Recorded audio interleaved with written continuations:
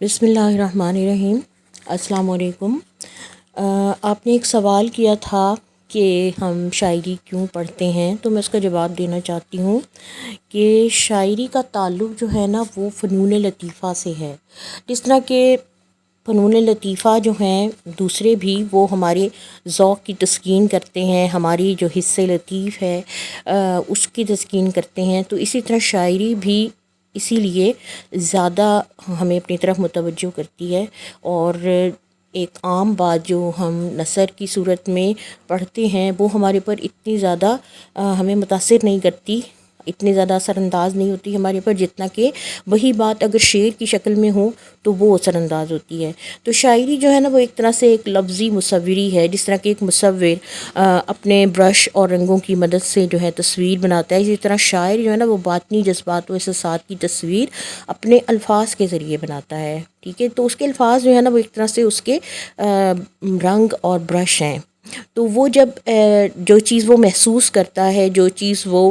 جو اس کے حالات ہیں، اس کے ذاتی حالات ہیں، یا وہ جو مشاہدات ہیں اس کے، ان کو وہ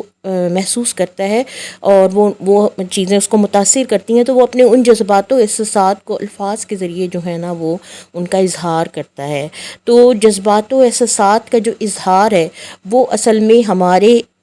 ہمارے جذبات و احساسات کو متاثر کرتا ہے،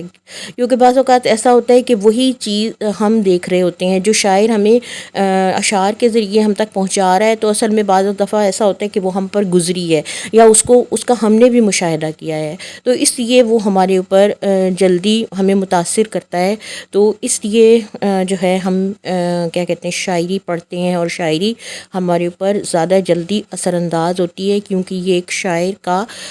جو ہے ایک احساسات ہیں جو اس کے اوپر گزری ہے، جو اس کا درد ہے وہ بیان کر رہا ہے۔ تو جیسے کہ علامہ اقبال نے ایک بڑا خوبصورت شعر کہا ہے کہ صد نالے شب گیرے، صد صبح بلاخیزے، صد آہ شرر ریزے، یک شیر دل آویزے۔ تو اتنا درد اور اتنے غم سے اور اتنے احساسات گہرے ان سے گزر کر جب ایک شاعر اپنے الفاظ، موزوں الفاظ کے ذریعے اس کے اوپر ایک فی البدیہہ جو ہے نا ایک نزول ہوتا ہے اشعار کا، تو وہ جو ہے اس لیے وہ زیادہ اثر رکھتا ہے، اور ہم اس کو اس لیے پڑھتے ہیں شوق سے۔ ویسے جیسے کہ علامہ اقبال ہیں، انہوں نے اپنا جو فلسفہ ہے یا اپنے جو نظریات ہیں وہ بھی شاعری کے ذریعے ہی بیان کیے ہیں، اور اقبال نے اپنے آپ کو شاعر نہیں مانا۔ وہ کہتے ہیں کہ میں شاعر نہیں ہوں، بلکہ میں نے صرف یہ ایک ذریعہ ہے، میری شاعری کو میں نے ایک ذریعہ بنایا ہے اپنے افکار و نظریات جو ہیں ان کو پہنچانے کے لیے لوگوں تک، اس لیے کہ شاعری جو ہے وہ جلدی اثر کرتی ہے۔ ویسے علامہ اقبال کی جو نظریات ہیں، جو افکار ہیں، وہ ہمیں نثر کی شکل میں بھی نظر آتے ہیں، ان کے خطبات ہیں، ان کے مقالات ہیں، ان کے خطوط ہیں، لیکن وہ جو ان کے اشعار میں اثر ہے وہ ان چیزوں میں نہیں ہے، اس لیے کہ شاعری جو ہے نا وہ زیادہ اثر کرتی ہے دلوں پر، ہمارے جذبات و احساسات پر، کیونکہ یہ جذبات و احساسات کے اظہار کا نام ہے، اور جذبات و احساسات جو ہے نا وہ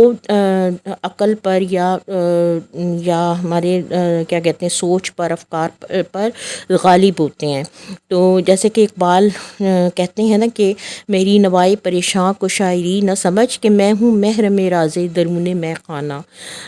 اسی طرح ایک اور جگہ پر اقبال کہہ رہے ہیں کہ خوش آ گئی ہے جہاں کو قلندری میری، وگرنہ شعر میرے کیا ہے، شاعری کیا ہے۔ تو اس کا مطلب ہے کہ شاعری جو ہے وہ ایک ایسا فن ہے جو کہ انسان کو زیادہ جلدی اپیل کرتا ہے، یا اس کی توجہ اپنی طرف زیادہ جلدی کھینچتا ہے۔ تو اس لیے ہم شاعری زیادہ شوق سے پڑھتے ہیں، کیونکہ ان کے اندر ہمیں وہ احساسات، وہ جذبات نظر آتے ہیں جو کہ ہمارے اندر بھی موجود ہوتے ہیں۔ اور شاعری جو ہے وہ اگر اچھی شاعری ہوگی تو وہ انسان کی سوچ کو بدلنے میں بڑا اہم کردار ادا کرتی ہے، اگر